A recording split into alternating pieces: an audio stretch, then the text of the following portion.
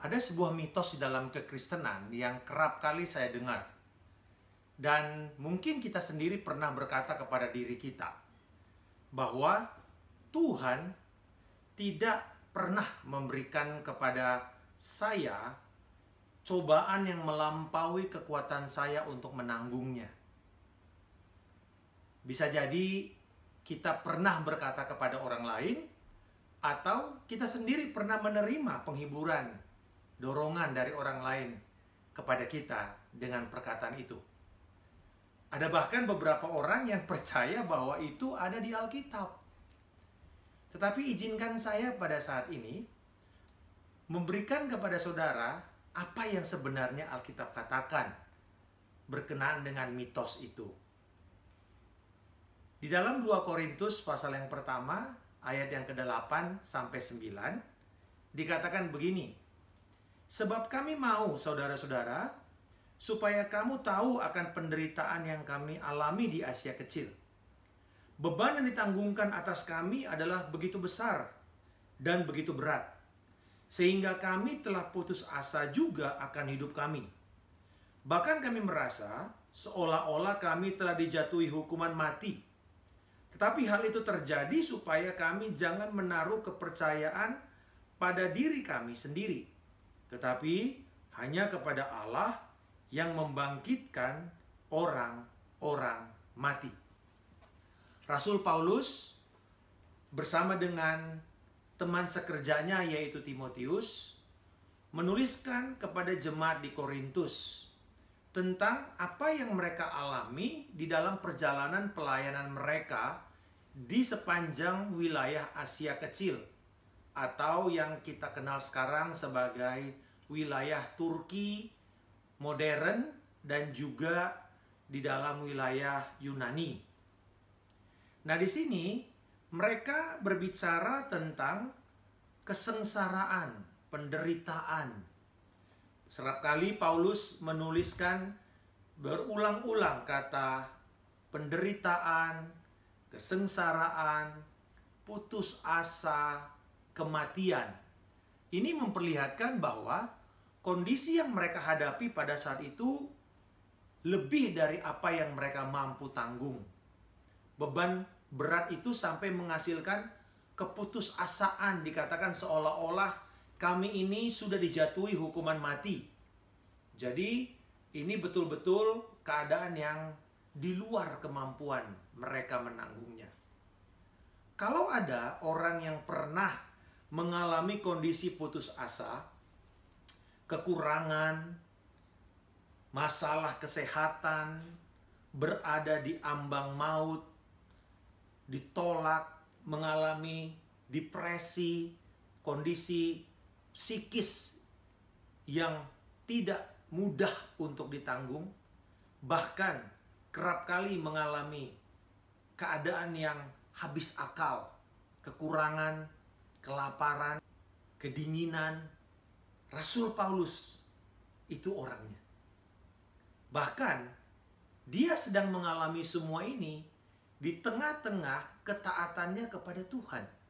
Tetapi kelihatannya kok jalan yang dia tempuh ini berujung kepada kesengsaraan dan penderitaan yang tidak pernah dia bayangkan sebelumnya. Bila kita saat ini sedang mengalami kondisi itu, kondisi seperti yang Paulus gambarkan ini, ada kabar baik kepada kita. Kita tidak sendirian. Karena ternyata Tuhan sudah tahu dan Tuhan memberikan kepada kita satu dorongan lewat kehidupan daripada hamba-hambanya, yaitu bahwa kita diingatkan di sini, di dalam kita melayani Raja kita, Tuhan Yesus Kristus, ternyata tidak serta-merta menjamin kita terbebas dari kesulitan, dari kesengsaraan, dari kondisi sulit, dan juga dari pengorbanan. Ada sebuah prinsip teologis di dalam sepanjang Alkitab. Outlook determines outcome. Pandangan menentukan hasil. Cara kita memandang keadaan akan menentukan respons kita dan lalu kemudian menghasilkan hasil apakah memuliakan Tuhan atau tidak.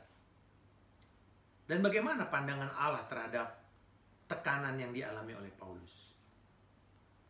Ada rahasia yang Paulus temukan dan dia bagikan kepada jemaat dan juga kepada kita yang hidup di abad ke-21.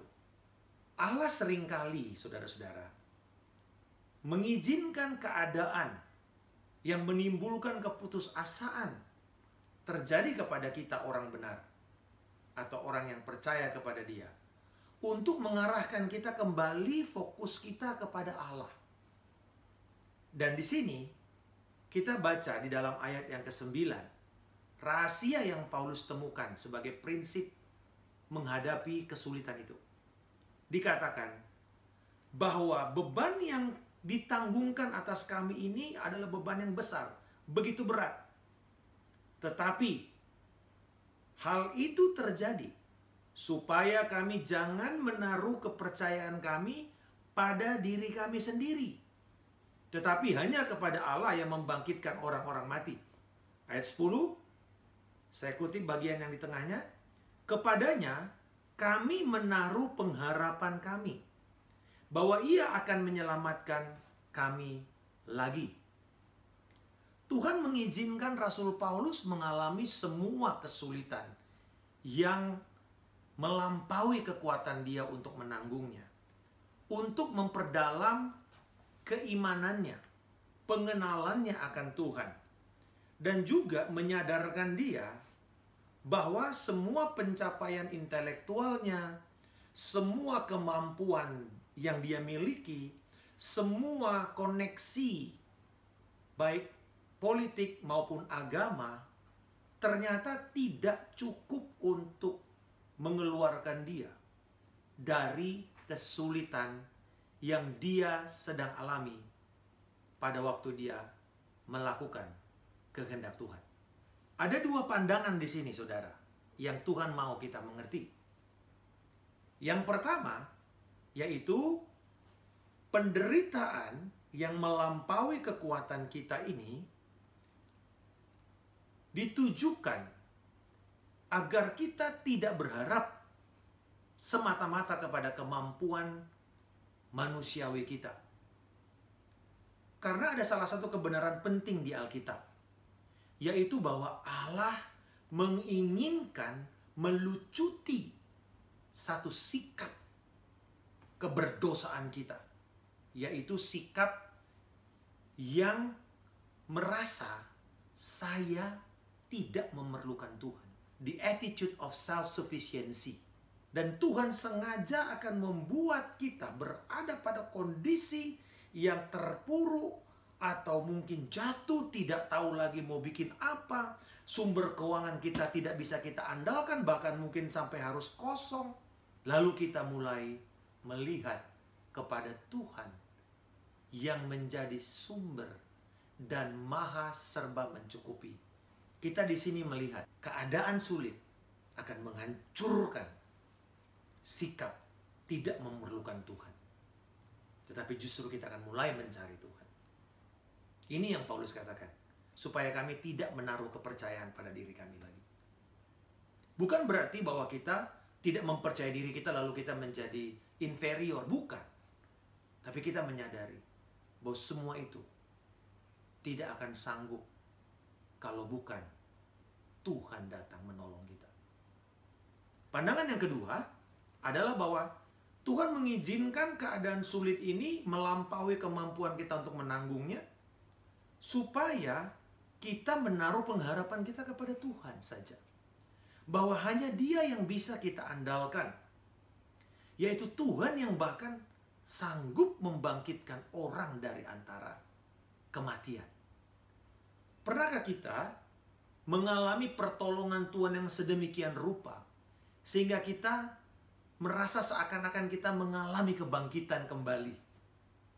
Tentu bila Anda pernah mengalami pengalaman itu, Anda tidak mungkin akan mengatakan, "Oh, Tuhan hanya sebatas yang saya mengerti lewat intelektual saya.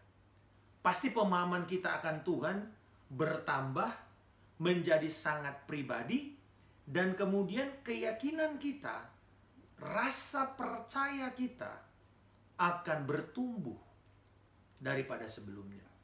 Setelah kita mengetahui bahwa pandangan Allah kepada kita dalam kondisi seperti ini adalah untuk menghancurkan sikap tidak membutuhkan Tuhan. Yang kedua, untuk kita mulai mengandalkan Allah, berharap kepada Tuhan yang tidak pernah gagal di dalam perkataan dan janjinya. Lalu bagaimana langkah selanjutnya secara praktis? Paulus memberikan jalan keluarnya di dalam ayat 11. Karena kamu juga turut membantu mendoakan kami, supaya banyak orang mengucap syukur atas karunia yang kami peroleh berkat banyaknya doa mereka untuk kami. Ternyata jalan yang Tuhan minta kita ambil untuk melewati kesukaran ini adalah mencari Tuhan dan berseru kepadanya. Dengan kata lain, doa. Yesaya 55 ayat 6 dikatakan, carilah Tuhan selama ia berkenan ditemui, berserulah kepadanya selama ia dekat. Dan doa ini ternyata jalan yang Tuhan sudah tetapkan. Dan hal yang sama dikatakan oleh Rasul Yakobus 1 ketika dia memberikan dorongan kepada orang percaya bagaimana seharusnya kita menghadapi kesulitan dan ujian-ujian kehidupan. Dikatakan, mintalah kepada Tuhan, berarti kita berdoa. Tetapi apa yang kita doakan itu penting juga. Banyak orang berdoa supaya segeralah badai ini berlalu, Tuhan berikan saya kesembuhan. Dan itu tidak salah. Tetapi sebenarnya yang Tuhan minta kepada kita adalah untuk kita meminta hikmat kepada Dia, supaya kita tidak menyia-nyiakan kesempatan dari Tuhan ketika kita melewati ujian kehidupan ini, untuk kita mendapatkan kedewasaan, pertumbuhan iman, pendalaman akar iman, kemurnian iman kita, dan juga karakter Kristus yang menjadi hasil dari semua ujian ini. Dan dikatakan bahwa bukan cuma doa pribadi, tetapi juga doa dari saudara-saudara seiman. Saya merasakan dampak dari doa-doa teman-teman seiman yang tahu situasi yang kita alami ini, dan mereka berdoa. Saudara-saudara, ini adalah kesempatan untuk kita tidak menyia-nyiakan kesempatan untuk kita berdoa, baik pribadi maupun bersama-sama. Jangan malu untuk menyatakan keadaan kita ini dan meminta dukungan doa dari saudara-saudara kita seiman. Karena itu adalah jalan keluarnya. Paulus sendiri secara rohani sudah hebat, tetapi dia tidak malu untuk meminta dukungan doa. Dan dikatakan bahwa orang akan banyak nanti mengucap syukur karena kasih karunia yang kami peroleh. Dari apa? Dari doa-doa mereka untuk kami. Jadi ternyata dukungan doa dari saudara-saudara kita yang lain itu mengizinkan kasih karunia Tuhan tercurah kepada kita, lalu kita bisa menangani masalah kita atau membuat kita kuat melewati masalah kita. Lebih dari itu, keadaan ini juga mengingatkan kita akan Kristus yang sudah lebih dahulu menanggung semua kesulitan kita ini. Dia sudah melewatinya. Dia menggantikan kelemahan kita dan memberikan kepada kita kekuatannya, kebenarannya, dan juga ketekunannya. Jadi pada saat ini, doa, kesabaran, ketekunan, dengan perspektif untuk melihat akan hasil akhir. Apa hasil akhir yang Tuhan inginkan kita dapatkan di dalam kesulitan ini? Yakobus pasal yang pertama ayat ke-12 dikatakan, Tuhan menyediakan mahkota kehidupan bagi mereka yang mengasihinya. Jadi, kita bertahan ini, kita berdoa, kita mengizinkan iman kita dimurnikan, kita bersabar, kita bertekun. Karena kita mengasihi Tuhan. Dan karena Dia telah lebih dahulu mengasihi kita. Dan ini adalah kesempatan kita. Seperti Paulus mengatakan kepada jemaat di Roma, bahwa dengan kondisi ini, kita bersatu di dalam kematian, penguburan, dan kebangkitan Yesus Kristus. Dialah pengharapan kita satu-satunya yang tidak pernah mengecewakan. Dan pada waktu nanti kita keluar dari masalah ini, tidak ada satupun yang bisa mengatakan, ini karena jasa saya, ini karena kekuatan saya. Tapi kita semua dengan kerendahan hati akan berkata, ini semua karena anugerah Tuhan. Sehingga Dia yang layak mendapat segala kemuliaan. Mahkota kehidupan Tuhan sediakan. Tetapi sebelumnya, izinkan kita memakai mahkota kesengsaraan dulu.